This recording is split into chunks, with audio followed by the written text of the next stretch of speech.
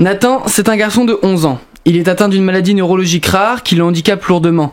Et pour aller mieux, il doit suivre des thérapies souvent coûteuses. Pour en parler ce soir dans le MAG sur Sensation, Stéphanie Guérillon, bonsoir. Bonsoir. Vous êtes la mère de Nathan et la présidente de l'association Nathan le combat d'un ange. Tout d'abord, je voudrais qu'on revienne ensemble sur la découverte de la maladie de Nathan. Il est né en novembre 2007, rien d'anormal à signaler pendant les 10 premiers mois. C'est en octobre 2008 que vous avez commencé à vous inquiéter. Oui, tout à fait, oui. Oui, son comportement a complètement changé du jour au lendemain, avec des yeux qui révulsaient, un état un peu léthargique. Et ça, c'était vraiment du jour au lendemain que ça s'est passé. Et donc là, tout s'est enchaîné après. Quelles sont alors les solutions que les médecins vous proposent ? Comment Nathan est-il pris en charge ? À l'époque, en fin de compte, on a fait 2 mois d'hospitalisation pour comprendre, pour stopper, parce que du coup, c'était des crises d'épilepsie qu'il faisait. Donc, on avait enfin un nom de savoir pourquoi son comportement avait changé. Donc, ça a été 2 mois d'hospitalisation, d'examen, prise de sang, EEG, ponction lombaire, IRM, enfin, un petit peu toute la batterie de tests. On est sorti de l'hôpital sans savoir qu'est-ce qu'il avait. On nous parle de prise en charge, de kiné, de psychomotricité, donc des termes qu'on connaissait absolument pas. On cherche beaucoup sur Internet aussi pour essayer de comprendre ce qui se passe. Et puis aussi des médicaments anti-épileptiques pour essayer de lui arrêter les crises. Donc voilà, ça a été un petit... Enfin, on savait pas trop où on habitait, on savait plus ce qui se passait, on vivait un peu au jour le jour en fonction de l'état de Nathan. D'accord. Et c'est là où le diagnostic tombe. Nathan est atteint d'une maladie orpheline. C'est ça. Une maladie orpheline neurologique. Depuis avril 2018, depuis très peu, on connaît le nom de la maladie. Donc c'est une mutation d'un gène. Donc c'est le gène ATP6V1A. Donc c'est on va dire un terme assez barbare. Ouais. Et aujourd'hui, il n'y a que 15 cas dans le monde, pour l'instant répertoriés. Mais comme ça vient d'être découvert, peut-être qu'il y aura d'autres enfants, d'autres adultes aussi qui sont atteints. Alors après, ça dépend aussi du niveau de la mutation du gène, parce que je suis en relation avec un petit garçon aux États-Unis qui a également la même maladie, mais avec un handicap, on va dire, plus léger que Nathan.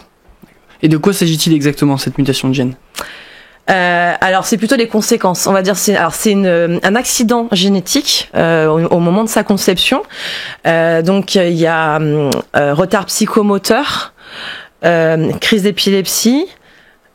Donc aujourd'hui, Nathan, il ne parle pas, il ne marche pas, il a du mal à se concentrer parce qu'il y a beaucoup de troubles autistiques également liés à cette mutation du gène.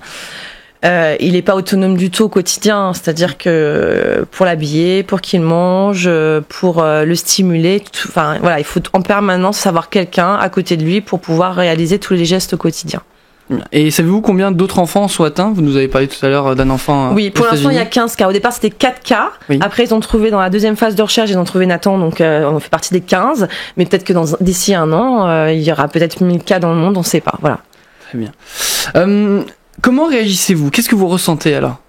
Par rapport à quand vous avez appris cette maladie? On a l'impression que tout nous tombe dessus, quoi. Enfin, on n'y croit pas. Au départ, on n'y croit pas. On a toujours ce déni en se disant mais non, c'est bon, c'est rien, ça va passer, des médicaments. Et puis au fur et à mesure, on se rend compte que c'est plus qu'une petite maladie, hein. C'est pas un rhume, c'est une maladie génétique. Il y a des médicaments pour l'aider à aller mieux au quotidien, mais on a bien compris qu'il n'y aurait pas de médicaments pour le guérir. Donc on écoute les médecins, on se dit voilà, on nous propose de faire de la kiné, de la psychomotricité, alors on fait ça. Ça a du mal à décoller, on va dire, au niveau de la motricité. Nathan a du mal à tenir la tête, il tient pas assis. Enfin, ça a duré pendant presque 3 ans comme ça. Les crises d'épilepsie prenaient encore plus d'ampleur malgré le traitement, donc c'était un réajustement de traitement pendant 3 ans. On sait pas ce qui se passe, on comprend pas, je sais pas, on est dans un état second à ce moment-là, et puis on vit au jour le jour, et puis on essaie de faire en sorte que notre fils aille mieux, quoi. D'ailleurs, les médecins ne vous donnaient que peu d'espoir, et finalement il a fêté ses 11 ans le 21 novembre dernier. Oui. C'est une victoire pour vous et pour lui ? C'est une victoire, hein. Enfin, au départ, il savait pas s'il allait passer l'année, parce que ça arrive à 10 mois, donc du coup, il nous avait dit profiter de chaque anniversaire, chaque année de passé, c'est une victoire. Enfin, voilà, beaucoup de termes comme ça, mais comme il savait absolument rien, il connaissait même pas la maladie, il savait pas, donc puis c'est vrai qu'au départ, il était vraiment dans un état particulier. Enfin, c'était vraiment, on le voyait vraiment souffrir. Et puis oui, c'est une victoire parce qu'aujourd'hui, Nathan a déjoué un peu tous les pronostics, même par rapport à tout ce qu'on fait aujourd'hui pour Nathan. Il fait des choses inespérées par rapport à son pronostic au départ. Il y a 7-8 ans de cela, par d'autres parents, vous avez appris l'existence d'une méthode plutôt novatrice, mêlant stimulation du cerveau et des muscles. De quoi s'agit-il ? Alors, c'est une méthode de stimulation intensive qui se déroule à Barcelone. En gros, l'enfant est stimulé pendant 4 heures. Donc, en général, pour Nathan, on fait ça le matin, puisqu'il est plus, on va dire, à l'écoute le matin. Et donc, du coup, ça passe par plusieurs ateliers. Ça reste de la kiné, ça fait aussi de l'ostéopathie. Il y a de la kiné au sol, la kiné aussi dynamique, on appelle ça. Alors, c'est un petit peu ce qui est pratiqué en France aujourd'hui par les kinés, qu'on connaît tous. Sauf que là, c'est vraiment du intensif. C'est-à-dire, pendant 4 heures, l'enfant, il est stimulé. Alors oui, c'est dur au départ, mais enfin, moi, je vois Nathan, il y arrive, quoi. Et il adore tellement faire ça qu'il ne pleure quasiment pas en 4 heures. Ils ont aussi une structure qui fait que l'enfant, avec des élastiques, l'enfant arrive à rester debout. Donc, le thérapeute se soulage le dos. Enfin, voilà. Donc, pendant 1 heure, ils peuvent travailler debout. Parce que Nathan, il a 11 ans, donc il est grand, il est lourd, il a de la force, il a beaucoup de gestes parasites, donc du coup il bouge beaucoup. Donc c'est vrai que ça peut mettre en danger le thérapeute, alors que là, voilà, il y a cette structure qui le permet de le maintenir et il ne tombera pas. Donc du coup le thérapeute peut vraiment le faire travailler sans se faire mal aussi. Pour le coup. D'accord. D'ailleurs, Stéphanie, je vous propose d'écouter Léa Lomonaco-Robles. C'est la responsable d'Aleas à Barcelone, ce centre de neuroréhabilitation globale basé sur la physiothérapie pour enfants et adultes. Elle va nous expliquer comment elle travaille avec Nathan lors de ses stages. Beaucoup plus zen. Ça, c'est un des trucs que même Samuel et moi, ça nous a flagré, c'est qu'il est beaucoup plus stable, moins mouvement parasite.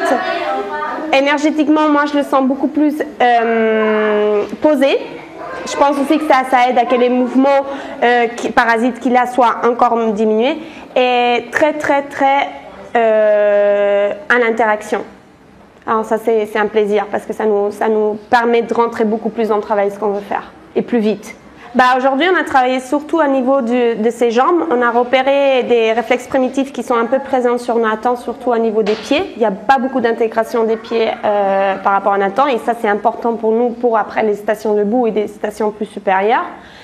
On a retrouvé aussi la flexion de hanche. Nathan, c'est vrai qu'il passe beaucoup de temps assis.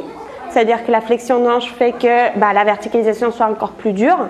Alors, on a travaillé beaucoup l'extension de hanche, on a travaillé beaucoup le dynamisme des jambes et surtout, comme on a trouvé une stabilité à niveau des bras, maintenant on peut se centrer beaucoup plus sur la stabilité et les connexions du bas avec le haut. Bon, alors à peu près c'est ce qu'on a travaillé. Les dissociations aussi c'est très important pour Nathan actuellement et en bas c'est ce qu'on commence à travailler cette semaine. On a vu que Nathan est beaucoup plus, il rentre moins dans les colères.